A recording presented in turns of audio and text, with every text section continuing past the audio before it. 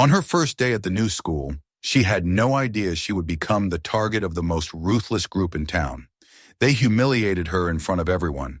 But when her father suddenly appeared, everything changed. He wasn't just a parent, he was Chuck Norris. Listen to the full story to find out how it all ended. Subscribe and comment what city you're watching from. The moving truck was still rumbling when the morning sun settled over the quiet suburban street, stretching across the lawns like a promise.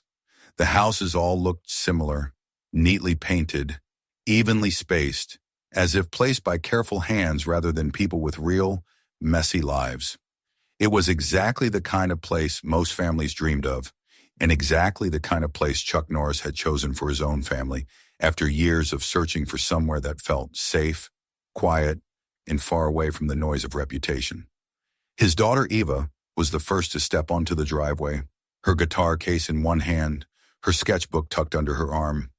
15 years old, slender, brown-haired, observant. She didn't say much, but she noticed everything. She stood a moment in the middle of the driveway and let her eyes settle on the house. The porch steps still smelling of new paint. The mailbox too clean to have letters in it yet. The window frames shining like polished teeth. A place where nothing bad was supposed to happen. That was the hope anyway.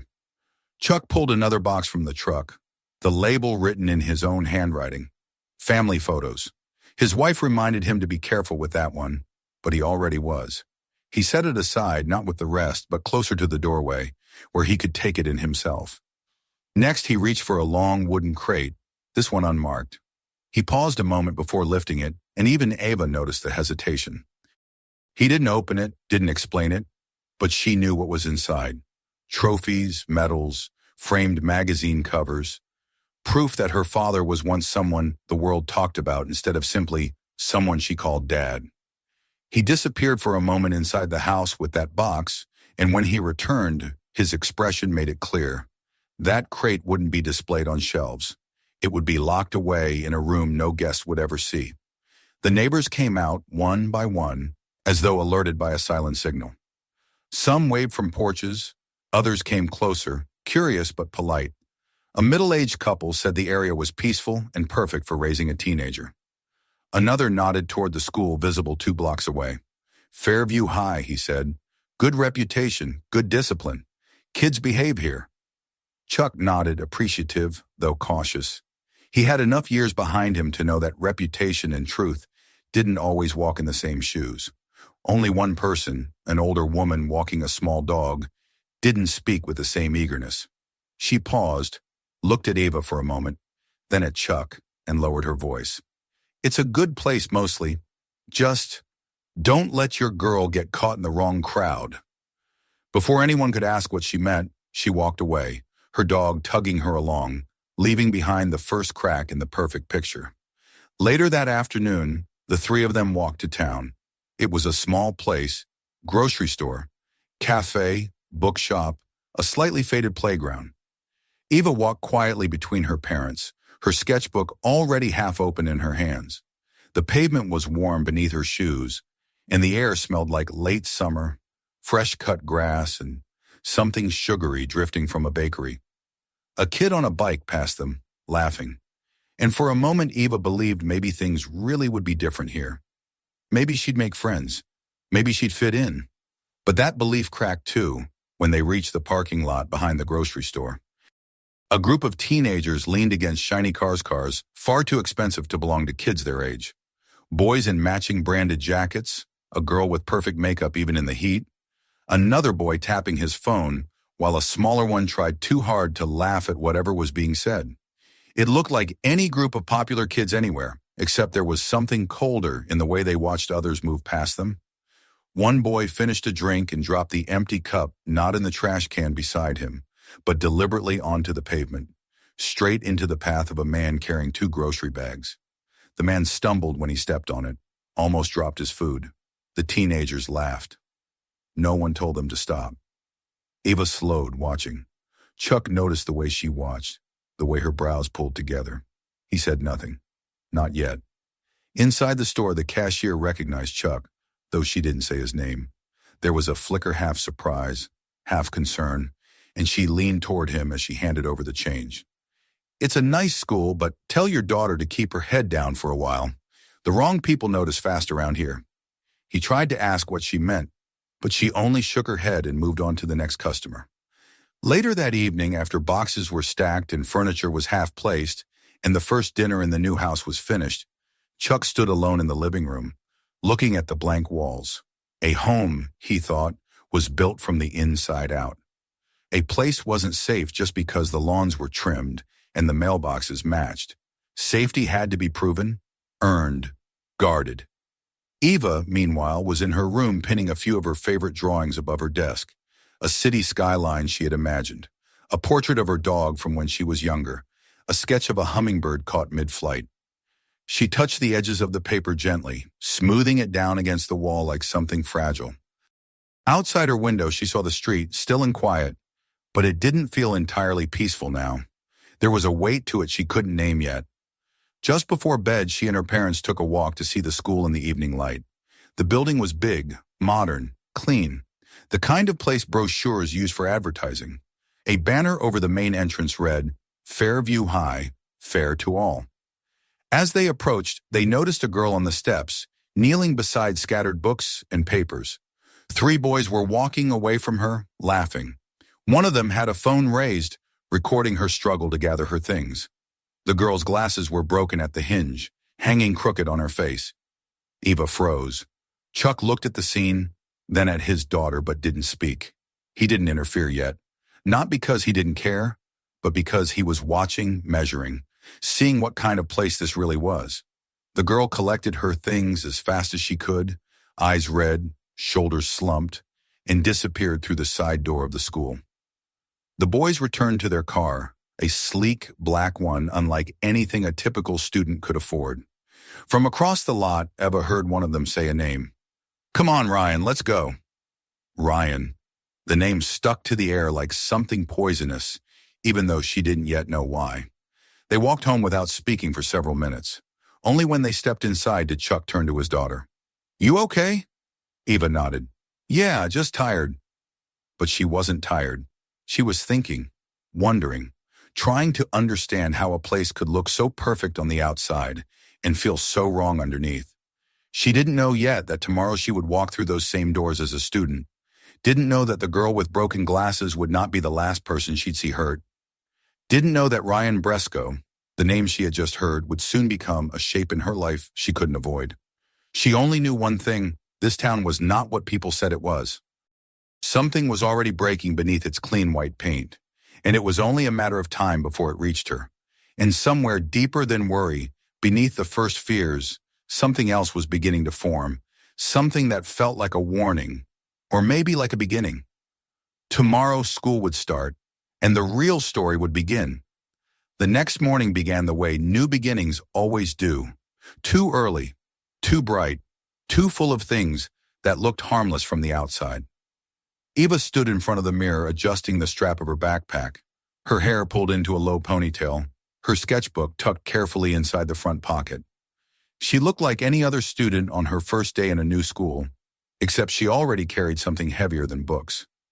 The image of the girl on the school steps, the laughter of the boys behind her, the name Ryan spoken like a title, not a person. She walked to school with her parents, though past the first corner, she asked to go the rest of the way alone. She didn't want to be the girl whose parents walk her in, not on day one. Chuck agreed, but he watched her take each step until she was almost out of sight. His instinct told him something was off here, and instincts were things he had learned never to ignore. But this was her first day, and she needed to stand on her own feet before he stood for her. The campus in the morning light felt strangely alive. Cars arriving in steady rhythm, students spilling out in clusters, chatter rising like something rehearsed. From a distance, it looked like a place where life thrived, where teenagers lived the predictable mixture of stress and freedom. But the moment Eva crossed through the front doors, she felt it, the shift. A silence not of absence, but of being measured. The school was too clean. The posters about kindness and unity were too perfect, too evenly spaced. The smiles from teachers were practiced, not warm. And the students, at least most of them, didn't look around. They looked at one another, always evaluating, like predators picking which animal to chase first. Her homeroom teacher greeted her by name before she even introduced herself, as if he had studied her file. "We're glad to have you here, Eva," he said. A pleasant voice, a stiff smile, and eyes that made no effort to really see her. He introduced her to the class and pointed her to an empty seat 3 rows from the front. That was when she saw them near the windows. The same group from the parking lot the evening before.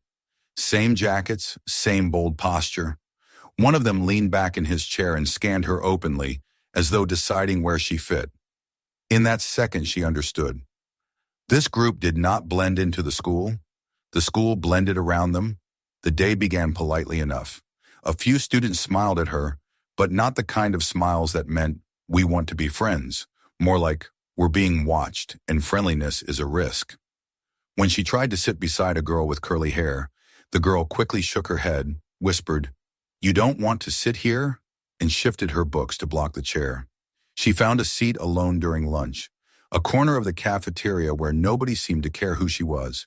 She opened her sketchbook, hoping drawing might calm her nerves, but before her pencil touched the page, she heard snickering from the next table.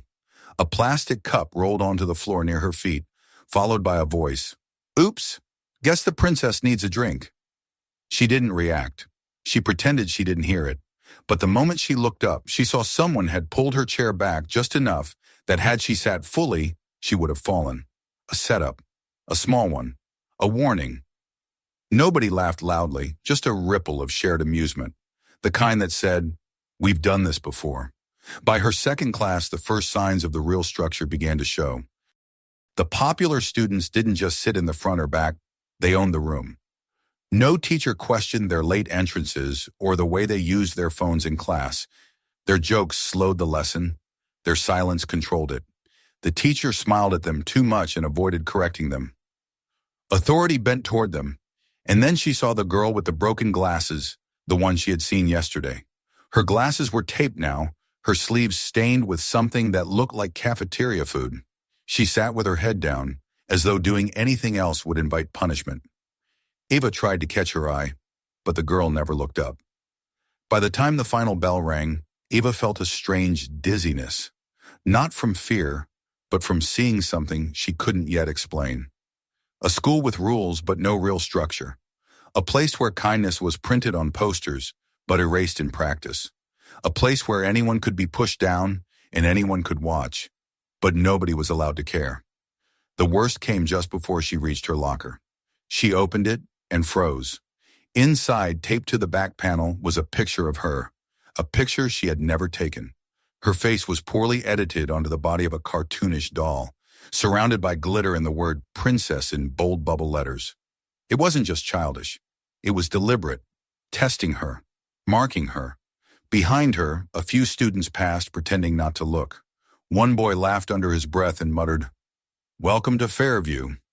She removed the picture quietly and put it in her bag. She didn't tear it. She didn't crumple it. She just folded it and kept it, the first piece of evidence, though she didn't yet know she would need it. Walking home, she held her backpack strapped the way she always did when she didn't want her voice to shake. When her father asked how school went, she gave the answer she thought she was supposed to give. It was fine, just a regular first day. Sachterm. But that night in the bathroom, she scrubbed a stain from her shirt that hadn't been there that morning. She wiped away the marker someone had drawn on her notebook cover, and when she finally sat at her desk to draw, she realized her hand was trembling, not from fear, but from something deeper, something like fury, but without a name yet. She didn't cry. She didn't break. She didn't even fully understand what was happening. But she remembered the girl with the broken glasses, and she remembered the boys who laughed. And somewhere inside her, a switch moved, quietly but permanently. That night, she dreamed she was back in the hallway. Only this time, she didn't walk past the girl kneeling for her books. In the dream, she stopped. And in the morning, she would discover that real life was about to give her that same choice again. Only this time, she wouldn't remain a silent witness. Because Fairview High was not a place where bad things happened once. It was a place where bad things happened every day. And tomorrow, she would no longer just be watching. The next day at school began almost identically to the first same bell. Same faces, same pretending that everything was normal. But something in Eva was no longer quiet. She walked through the hall with a sharper awareness, not just of what was being done to her, but of what was being done around her. She saw the way students stepped aside when certain people walked past, the way heads lowered before voices did. It wasn't respect, it was obedience, and obedience meant fear. That fear showed itself clearly before second period. In the hallway outside the chemistry lab, a small crowd had gathered in a loose semicircle, not cheering, not shouting, just watching. That was worse. It meant they were used to it. In the center of the circle was the girl with the taped glasses, Lily. She was kneeling on the floor, wiping a spilled drink with a stack of brown paper towels, her hands shaking as she worked. One of the boys from the cafeteria, the one who had laughed when Eva nearly fell, stood over her, holding the empty soda can that had started it. Another leaned against the lockers, recording the scene on his phone. Two girls stood close by, whispering commentary into the camera as though hosting a show. It was a familiar arrangement: the aggressor, the audience, the target, and the silence. Eva felt her chest tighten, not from fear but from recognition. It was the same silence she had felt in her own classroom the day before. The silence that meant everybody saw, but nobody planned to do anything. A silence that agreed with the violence. She could have walked past. It would have been easy. She owed Lily nothing, and no one expected her to interfere. She was still the new girl, still untested, still someone who could disappear into the gray of the crowd if she just kept her head down. But something in her refused. And the refusal was not sudden. It had been building since she saw Lily's glasses broken, since she found that picture in her locker, since she heard the laughter in the grocery store parking lot. She had ignored the warnings, but they had all been pointing in the same direction. She stepped into the circle before she even knew she was moving. "That's enough," she said. Her voice wasn't loud, but it cut through the hallway like someone turning off a radio. The boy holding the can slowly turned his head toward her. His friend lowered the phone just long enough to smirk. A few people in the crowd shifted, surprised not by the scene, but by the interruption. Lily froze, her eyes wide behind her broken lenses. Eva didn't raise her voice. She didn't push anyone. She just looked at them as if expecting them to feel ashamed. And for a moment the boy seemed uncertain. Not because she frightened him, but because no one had ever confronted him like that before. Then the familiar tone returned. The one Eva had already learned to recognize. The mocking bravado of someone who believed there would be no consequences. "Relax, new girl," he said. "We're just helping her learn her place." Eva didn't look away. "You're not helping her. You're humiliating her." The boy's smile flickered, then hardened. The phone came up again. "Somebody record this. Princess thinks she's here to teach a lesson." A few students laughed quietly, that same ripple she heard in the cafeteria. But many didn't. Many watched with something like hope mixed with dread, and that was what struck Eva the most. They wanted her to win, but they did not believe she could. She ignored the phone and turned to Lily. "You don't have to do this," she said. "Get up." Lily didn't move at first. She looked at the boys, at the crowd, then at Eva, and something in her face softened, like she remembered what dignity felt like. She stood. The moment she did, the boy holding the soda can moved toward Eva, not violently, not fast, but with the casual entitlement of someone who had never heard the word no. His voice dropped low, private, directed only at her. "You don't know how this place works, and you don't get to decide who does," she answered. The crowd reacted, not loudly but enough. A shift, a gasp, a line crossed. That was when the name came into the room like a shadow stepping into light. "Ryan," someone whispered behind her. "He'll hear about this." The phone recording froze, then started again with more purpose. The girls who had been whispering earlier now filmed with smiles like blades. Eva didn't back away, but her pulse quickened. She wasn't afraid of the boy standing in front of her. She was afraid of the name behind him. She didn't know why yet, but everyone else did. The bell rang. The crowd dissolved, not in retreat, but in anticipation. The moment was over, but it wasn't finished. Lily whispered a soft thank you before running off to class. But the boys didn't say anything. They didn't shove her. They didn't threaten her out loud. They just stared at Eva, the way hunters look at someone who stepped into the woods without knowing who owned the land. By lunch, the retaliation had already begun. Her locker had been opened and emptied. Every notebook and folder inside was on the floor, pages torn, one page smeared with cafeteria mustard. On the metal wall inside, written in red marker, were 2 words, "Next target." There was no point pretending it wasn't directed at her. That afternoon, someone knocked her books from her arms in the hallway. Someone else filmed her reaction. Someone whispered in passing, "Should have kept quiet." Someone shoved her shoulder hard enough to leave a bruise she wouldn't see until later. And the stares, those were the worst. Stares that weren't hostile, but surrendered. Stares that said, "You made it worse for yourself. You should have stayed invisible like the rest of us." That night, sitting at her desk, Ava tried to draw, but her hand would not stop shaking. She wasn't scared of them, not exactly. She was scared of how normal it all felt, how quickly cruelty became routine, how everyone accepted it. When her father later asked how school was, she gave him the same answer as yesterday. Fine. But this time, Chuck didn't just accept it. He looked at her for a long moment, silently, and she felt something inside herself tighten, because he knew. She went to bed still replaying the hallway in her mind, the kneeling, the phones, the smirks, the name Ryan, the warning in the cashier's voice, the girl's eyes when she stood up. She thought about staying quiet tomorrow, but she knew she wouldn't, because once you see a system this clearly, you have to make a decision. You either become part of it, or you break it, and breaking it always has a price.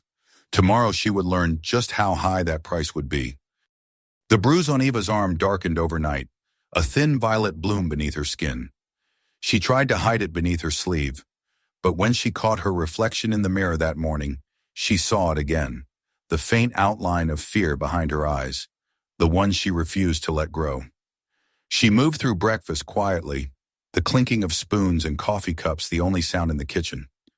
Her mother spoke about errands, her father about fixing the backyard fence, but their words drifted around her like harmless noise.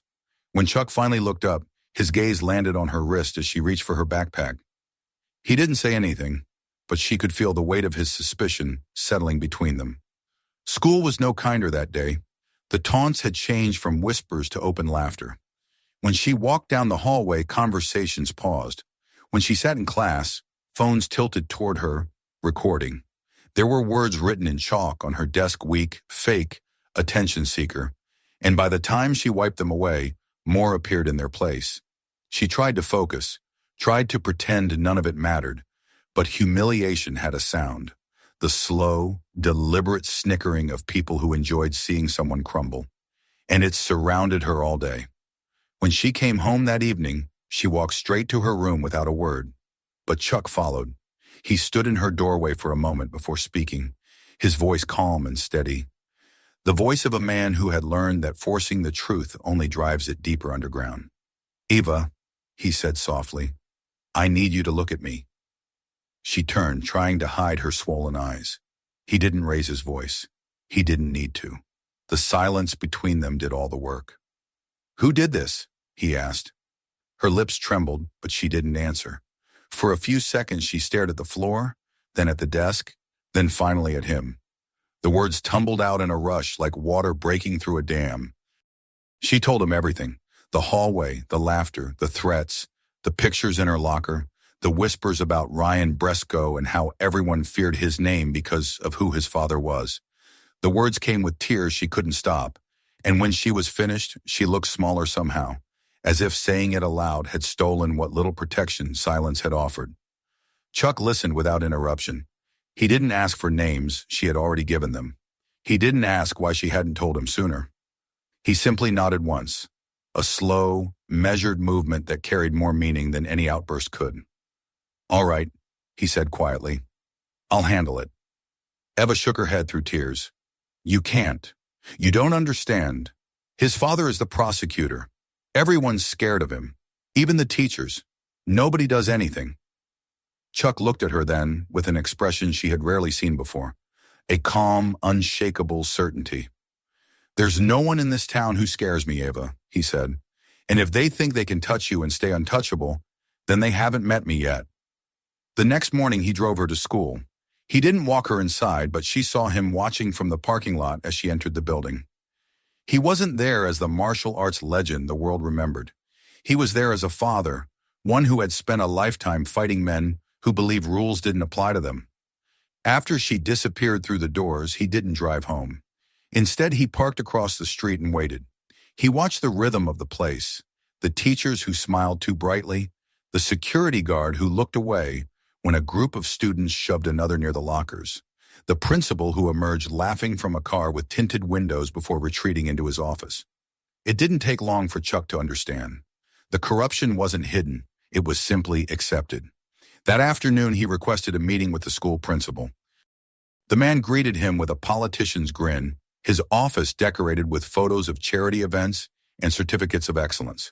On the wall behind his desk hung a framed picture of himself, shaking hands with a tall man in a dark suit.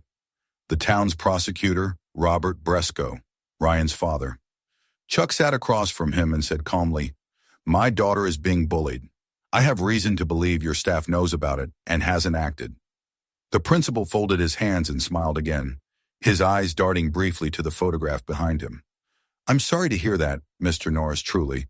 But children can be cruel sometimes. It's part of growing up. I'm sure your daughter is just adjusting." Chuck's jaw flexed. "She has bruises."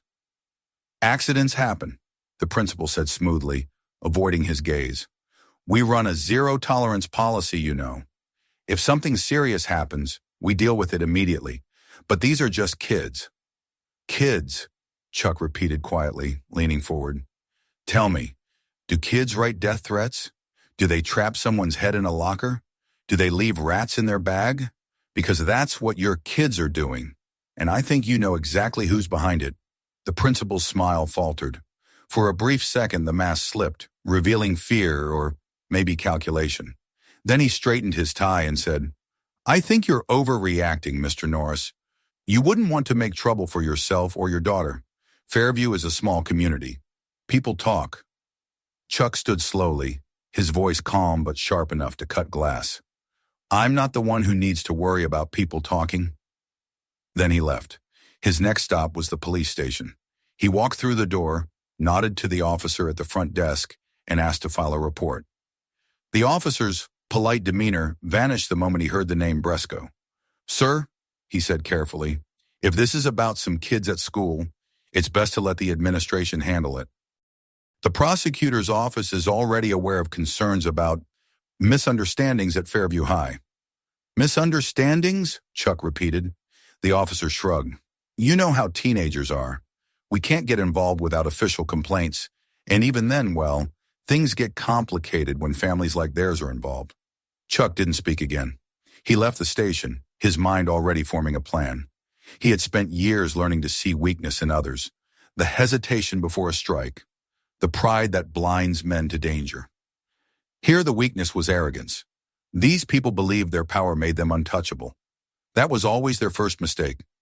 That evening, as Eva sat on her bed trying to distract herself with her drawings, Chuck entered quietly. She looked up, expecting more questions, but he only said, "I went to the school today, and the police." Her heart sank. "Dad, you shouldn't have." "I should have done it sooner," he interrupted gently, "but I needed to see it with my own eyes. Now I have." She wanted to believe that meant something would change, but she'd lived enough days in that building to know better. "It won't help," she whispered. "He'll just find out you talked to them, Ryan, and then it'll be worse." Chuck's gaze softened. He sat beside her on the edge of the bed, lowering his voice. "When someone hurts you and thinks they can keep doing it because nobody will stop them, there's only one way it ends. You stand up and they fall down. It's not about revenge, it's about balance." She didn't fully understand, not yet, but she trusted him. And still, fear lingered in her chest like a quiet drumbeat. The next afternoon, as he was leaving the grocery store, Chuck's instincts flared again. Across the street, near the alley beside the police station, he saw a small group of boys, 4 of them standing beside a car. Their laughter carried through the air like a taunt. At the center of the group was Ryan Bresco, tall, confident, that same cold smirk his father wore in the framed photo in the principal's office. When Ryan noticed him watching, he didn't look away. He smiled wider, like a man who believed the whole town belonged to him. Then he called out across the street, his voice dripping with mockery. "Hey, you're the new dad, right? The one with the weak little girl? You should tell her not to get involved in things that aren't her business." Chuck didn't move. Ryan shrugged, still smirking. "Don't worry, we're not monsters. We just like to teach lessons."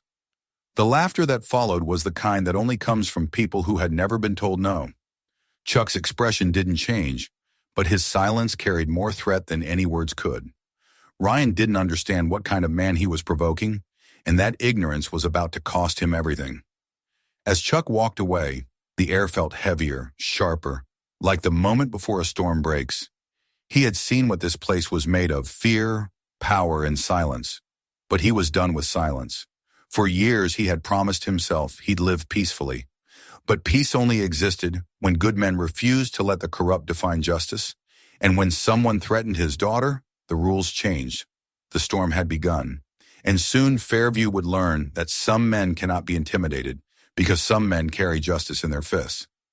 By the time Monday arrived, the air in Fairview High seemed to shift. Students still walked the halls, teachers still handed out worksheets and spoke about exams, but beneath the surface there was a simmering expectation, a quiet buzzing tension, like the school itself was waiting for something to happen.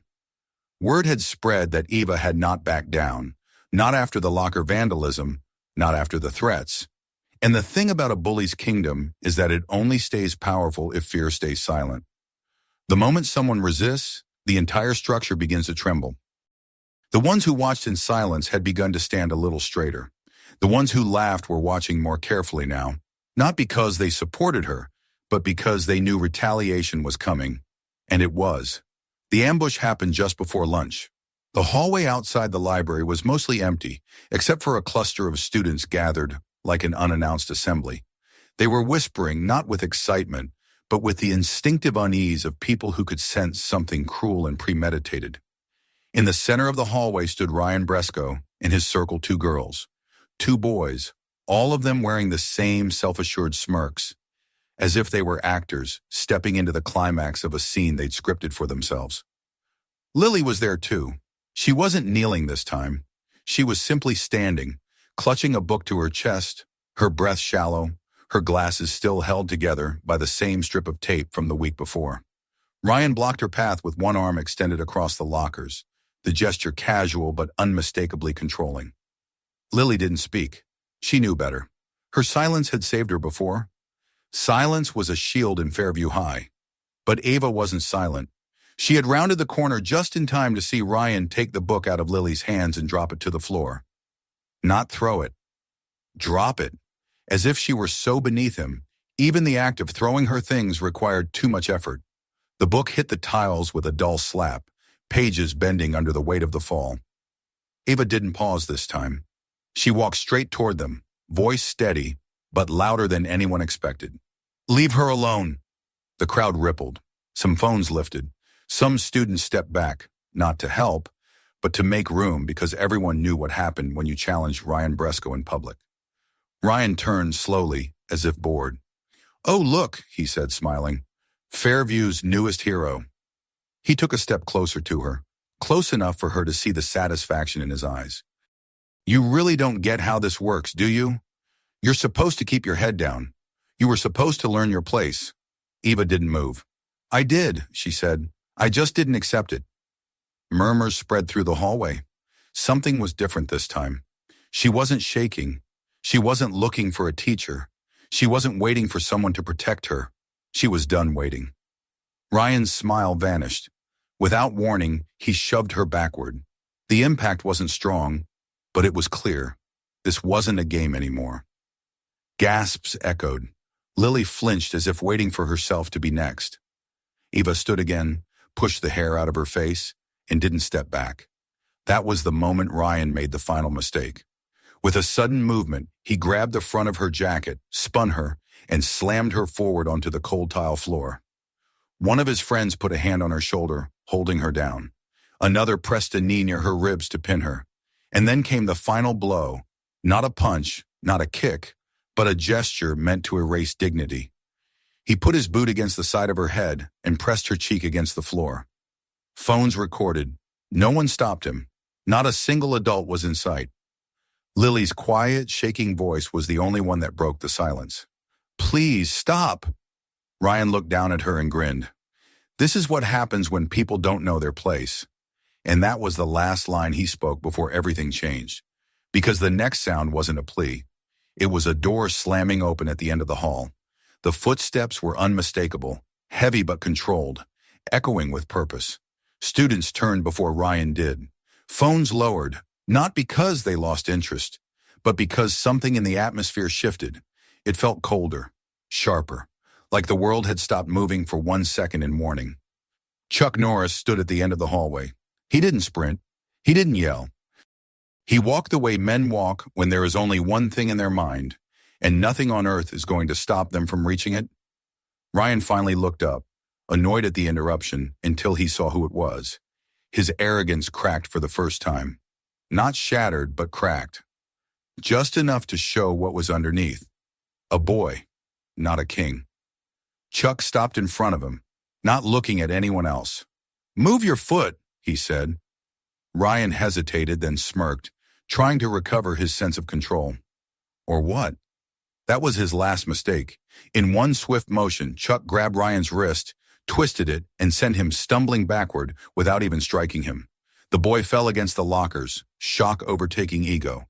The two boys holding Ava tried to intervene, but they were down before they understood what he had done. One flipped onto his back with a controlled shoulder lock, the other forced to the ground with a strike so fast the eye barely caught it. Students gasped. Phones rose again, but this time not to mock.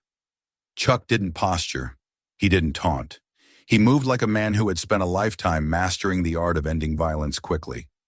Every response was precise, efficient, and controlled. Not rage discipline, not showmanship, justice. Within seconds, all four of the self-proclaimed untouchables were on the floor, groaning, clutching joints that now obeyed him, not them. They weren't laughing anymore. The school hallway, once full of noise, was silent. Chuck bent down and helped Eva to her feet. Her face was flushed, her breathing uneven, but she was not broken. She met his eyes, and instead of tears, there was something else. Relief mixed with something far stronger, vindication. He turned to the stunned crowd, but spoke only one sentence. "This ends today." No shouting, no threat, just truth. And everyone knew it wasn't a promise. It was a fact. Behind him, the defeated boys lay sprawled across the hallway, like the wreckage of a kingdom that had finally been challenged. The cameras were still rolling, capturing what the school had allowed for years. Only now the footage belonged to the other side. By the time the principal arrived, breathless and panicked, the video was already spreading, not just through school, but through parents, group chats, and local feeds. The story had finally gained witnesses who weren't afraid anymore. Because one man proved that the powerful were only powerful as long as no one fought back. And tonight, the town would feel the shockwave, not just of a fight, but of a truth that could no longer be covered up. Fairview had just met the wrong father, and justice had just found its opening. By the next morning, the video of the hallway incident had already spread far beyond Fairview High. What had been recorded as another attempt to humiliate a girl became something entirely different the moment Chuck Norris appeared in frame. The footage showed everything. Ryan's boot pressed against Eva's face, the crowd doing nothing, the quiet, calculated violence that followed, not from the bullies, but from the man who ended them in less than 30 seconds. It was the kind of moment that people replayed, not because it was shocking, but because it felt like the first breath after years spent underwater. The school tried to control the narrative. That same morning, emails went out to parents claiming that an incident of physical confrontation had occurred and that proper disciplinary procedures were being reviewed. The principal hurried from office to office, sweat collecting at his collar, repeating the same line. "We must stay calm. Everything is under control." But control was the one thing he had already lost, and the students knew it. They watched him pass through the halls like a man already erased, someone still speaking but no longer heard. The first parent to walk into the administration building wasn't there to complain that a father had intervened. She was there to show her phone. Her daughter had been recording the moment Ryan slammed Lily's book to the ground and pressed Eva into the floor. Before Chuck ever appeared, the evidence had already been building. The video from the hallway wasn't just a fight. It was proof of a pattern, and the whole town suddenly wanted to know how long that pattern had been protected. More students came forward, not loudly, not heroically, but quietly, one after another. A club member whose college recommendation had been threatened if she didn't keep quiet. A boy who had been tripped down the stairs in ninth grade and told it was an accident. A girl who left school for homeschooling after her locker was filled with trash and dead insects for 3 weeks. They hadn't spoken before because they believed nothing would happen if they did. But now something already had. Chuck didn't stop at the hallway. He spent the next 2 days gathering everything he needed, screenshots from the private student group chat where targets were chosen and voted on, saved videos from anonymous accounts that showed past humiliations, timestamps from school security cameras that had been ignored or erased by staff. Students who once avoided eye contact now passed him USB drives and scribbled usernames on scraps of paper. Their hands still shook when they did it. That was how deep the fear had run. The turning point came when a local journalist named Dana Whitlock arrived after seeing the video online. She wasn't from Fairview and didn't know its officials anything. She set up interviews in living rooms and cars and back porches, meeting students who spoke with voices cracking from years of silence. She interviewed teachers who admitted they were told not to interfere with students from certain families. She interviewed a cafeteria worker who explained that she had filed a complaint about Ryan months earlier, only to be written up herself for creating hostility. The prosecutor, Ryan's father, reacted exactly as Chuck expected. His first move was to threaten legal action against Chuck, accusing him of assaulting minors, causing public panic, and inciting harassment toward his family. But public sentiment was already shifting. Every hour, another piece of truth surfaced. Every threat he made became another headline. The more he insisted nothing was wrong, the clearer it became that everything was. By the end of the week, the case was no longer local. The school board called an emergency meeting. The prosecutor was forced into a temporary leave, pending internal review. The phrase itself meant nothing, but the consequence did. Without his father's power shielding him, Ryan was suddenly visible, vulnerable, exposed to accountability for the first time. He wasn't untouchable. He was just a 17-year-old boy whose kingdom had been built on the backs of people he believed would never fight back. It didn't take long for that kingdom to collapse. Ryan was suspended indefinitely, not just for the hallway assault, but for multiple incidents that surfaced afterward. 2 of his closest friends, the ones who had held Eva down, were charged with misdemeanor battery and ordered into a supervised behavioral program. The girls who had filmed and posted humiliating videos were given disciplinary hearings that would remain on their permanent records. Not prison, not ruin, but consequences, real ones. The principal resigned for health reasons. The school district replaced him with an interim director who had built a reputation not for protection, but for rebuilding. Cameras were added to blind spots. A new reporting system was installed, private, digital, accessible without going through staff who might interfere. Anti-bullying posters were replaced with something far more honest, a list of legal violations for harassment and the direct phone number of the district supervisor. Fear for the first time had shifted sides. Through it all, Eva healed quietly. The bruises faded. The hallway whispers changed. People didn't stare at her with pity anymore. They looked at her with something closer to gratitude. The very students who once turned away now said things like, "Thanks," in passing, or left anonymous notes in her locker. Little scraps of handwriting that read, "You helped me. You didn't let them win. You made us feel like we could speak." She didn't suddenly become popular. She didn't want to be. What she gained instead was confidence, not in herself, but in the idea that silence was never the only choice, just the one most people were forced into. Some days she still felt tired, still wished none of it had happened. But whenever she felt that weight, she remembered Lily's face the moment she stood up, and the dozens of others who had watched her do it. That moment was worth every cost. On a quiet afternoon, sitting in the school auditorium, where she sometimes practiced guitar, her father found her. He didn't interrupt. He stood and listened, arms folded, until she finished the song. When she finally looked up, he said only, "You did good." She shook her head. "You did good. You saved me."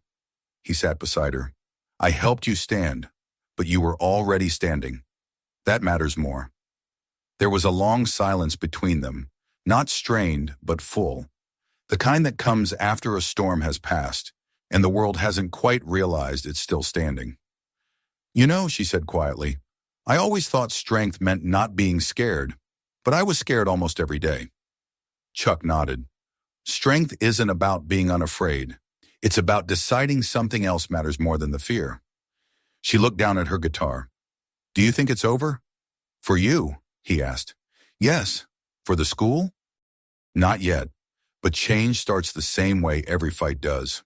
How? With one person refusing to step back.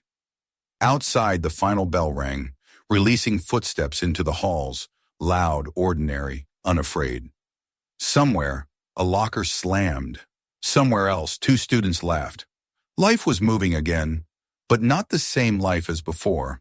Fairview High wasn't fixed, not completely, but it wasn't silent anymore. And for the first time, that meant everything. As Ava packed her guitar, she caught a glimpse of the school motto still painted on the entrance wall. Fairview High, fair to all. And for the first time since she arrived, she didn't feel the urge to scoff at it.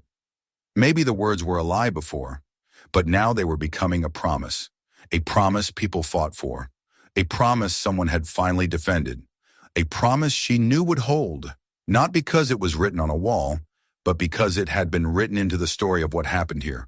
One hallway, one voice, one father, one stand at a time. And that was how justice began. If you enjoyed this story, make sure to subscribe so you don't miss the next ones.